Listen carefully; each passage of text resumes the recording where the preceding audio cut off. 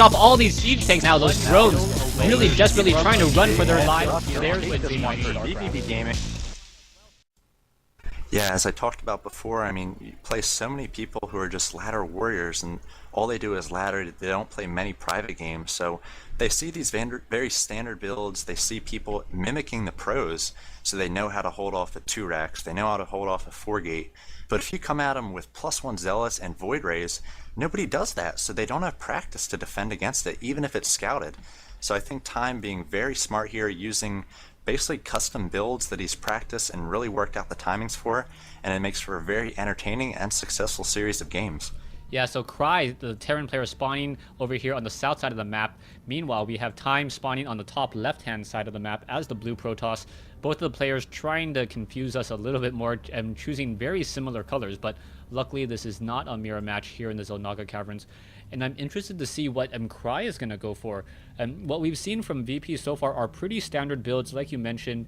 We may go for a supply depot, barracks, maybe a Reaper expand here on the Xel'Naga Caverns, as the Reaper able to get so much movement, able to shut down the early Zealot, also able to snipe off an early sentry if the sentry is trained before a Stalker, and we'll see whether or not that really works out for him. Yeah, Cry's sort of the opposite of Time. Looking at his ladder record, he only has about 70 games played, a very strong win percentage, almost 70%. So a successful ladder in his own right, but just not the same amount of games. Instead, he's got quite a few custom games, so players use different strategies and how they practice and prepare. So I imagine Cry playing a lot with teammates and practicing that way. Time instead just sort of playing against the masses. And we'll see whether Cry is able to handle Time. None of his teammates have been able to so far. Yeah, so taking a look into Time's base right now, Time pretty much looking like a standard Protoss, going for that gateway pylon and that assimilator there. Meanwhile, taking a look at Cry looking like the standard Terran, pretty much going for that barracks, going for the refinery. We may be seeing a Marine being trained up in just a moment and by Cry, and then off of that we should either see Hellions or Hellions Marine tank. Both of those are very viable options, as an SCV hiding out. And now is he going to just gonna patrol over there? I thought for a moment he was going to try to go for a proxy building of some sort and then start a little bit of a rush. Yeah, he might just be delaying. Actually, it will be a proxy rack, so we're going to have a 2 racks pressure here. He's getting up a tech lab in the barracks in his main, so I imagine he may be going for maybe a timing with the concussive shells and marauders out of that 1 barracks in his main, and then streaming in Marines as well out of the natural Time. And Time, if he does open with like a 1 gate expand, if he just scouts the 1 racks that VPCry has, he might be in trouble here, just lack of units. Yeah, so he's going to come in here. There is going to be a Marauder. The Marauder should be getting concussive shells in just a moment. The probe needs to come up that ramp. He needs to get a good look at what's happening inside, as the additional supply depot should be an indicator that something is going on. The probe now trying to make its way in, unable to do so. The Marauder doesn't have the concussive shell, so the probe will be able to return home. But taking a look at Time right now, Time moving out, rallying a Stalker into his opponent's base, and that is going to be very, very dangerous. Yeah, I'd actually possibly let Time into my base if I was Cry at this point, just to see the barracks, just to see the refinery. Though at this point it's gotten a little bit later into the game, and not seeing too many more production facilities might make him a little bit hesitant. But now we see Time placing down that Nexus, doing the 1 gate expand, as I said before. So he's going to be very risky here, taking this fast expansion. He does not know that a 2nd racks is in play, and these Marauders with concussive shell are now going to be streaming out here, and some SCVs coming as well. Time might be in trouble. Yeah, I think Time definitely going to be in trouble. He does have a 2nd gateway coming into play. The warp gate research about to be completed. Actually, about another 70 seconds or so. I forgot the additional timing. And now 3 Marauders going to make their way up the ramp with no sentries. No sentries to try to stop this. And that Stalker going to get absolutely destroyed there. Down goes a Stalker. Another Stalker may get taken down. Yeah, and Time is in a bit of trouble. You can see the low hit point Marauders. As long as those Marauders are in the back of the group, no unit will be able to make its way out. And now SCV is leading the way, trying to act as a little bit of a meat shield. There's 1 sentry. The sentry needed to be over there by the front door. And I think Cry, just with this very early Marauder pressure, going to get a lot of damage on time. We are getting up to 3 gateways. The Nexus should be cancelled, most likely, in order to warp in additional units. But I think the probes may actually be able to get enough damage off. I'm not sure. 1 sentry versus a Marauder. This is not looking good and not a good trade at all. The sentry down to 4 hit points. There it goes. In comes some Stalkers. And this is just turning into a strange game. Yeah, Cry did not do a very nice job reinforcing this. Just off the 2 racks, was not able to get a lot of units out, and his macro fell quite a bit. He's up to 600 minerals, so could expand behind this as well, but he's going to keep the pressure on Marauders coming out of both racks, and time allowed that Nexus to finish. So a very interesting decision. He does have up his Warp Gate tech. He's got 3 gates, so he's going to try to use these very small numbers of units to defend his Nexus here. And without Stim, the Marauder's not going to be able to take down this Nexus too quickly. But time coming out with Stalkers. Stalkers very weak against Marauders, but he really has no choice as the Zealots can be so easily kited. Yeah, 2 Stalkers now against the Marauder over here. The Probe should perhaps be trying to engage once more. It looks like another Marauder going to get taken down. Time really needs to use these Probes to try to get some damage onto that Marauder. They're already down to 30 hit points, and it looks like that one Marauder will get taken down as well. And now, finally, we see the barracks has been lifted off. Time going to come over and take down the Tech Lab, and I think really if Cry was able to keep up his macro, he would be in a much better position. It felt like he had the momentum for so long and now has lost it, as Time will be able to just chrono boost probes off of 2 Nexuses. Harvester count 25 for Time. So all this time I thought Time was behind, but no, pulling the probes joining in on the battle, and now he has the economic lead as well. Yeah, and his expansion up is faster than Cry's, and you're right, he's chronoing out probes 2 at a time, so we will be able to take the economic advantage 29 to 22, and Cry feeling a little bit vulnerable at this point, throwing up 2 bunkers, so those are bunkers that could be barracks at this point, and he's just now starting Stim, and he's really not going to be able to push out against the army of Time at this point without that Stim, so Time has some time here to macro up, to add some more production facilities, add some gas, perhaps even tech up. But at the moment, he is just focusing on his economy, 33 to 24, and it's only going to get worse for Cry. Yeah, unless Cry tries to go for another command center, to try to use the strategy that MMA used over at MLG, running 2 bases with 3 command centers, trying to just train up as many SCVs as possible. I can't imagine Cry really being able to claw his way back in. He needs to do something aggressive. He needs to do something smart, and I don't know exactly what that is at this stage, as him slipping on his macro early on just really hurt him. Yeah, now 28 to 37, so again, Time is ahead, but I mean, let's not get too out of control here saying that Time is quite far ahead, because I mean, it's 63 to 54. Both players are in a position where they can't really push out, so it'll really come up to the decision making and these next 4 or 5 minutes to see what tech paths the players choose to go down, how they add upgrades, as we see 2 forges being finished for Time. So he knows that Bio is on the way. He's starting the 1-1 upgrades for his gateway units. I imagine we'll see a Twilight Council soon as well, as he's going to want to try to make these Stalkers and Zealots as strong as possible. Just has the 1 sentry at the moment, so he won't be able to use a lot of force fields to try to control the action. I'd like to see him get out a few more sentries, but he really can't afford it gas-wise if he is going to continue to tech. Yeah, Cry is moving out. He does have those Stim Marines. He does have Marauders. The medevacs are nowhere to be found. The starport about to be completed. There is no reactor being built by the factory, and I spoke too soon.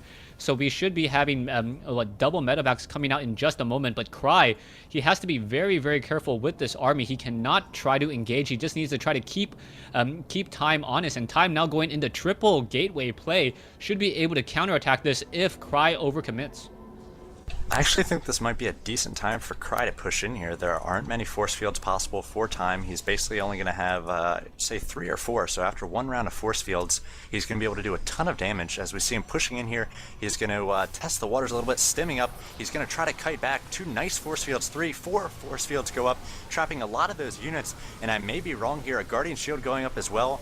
but no, it looks like Cry might be getting the better of this. Those force fields do go down.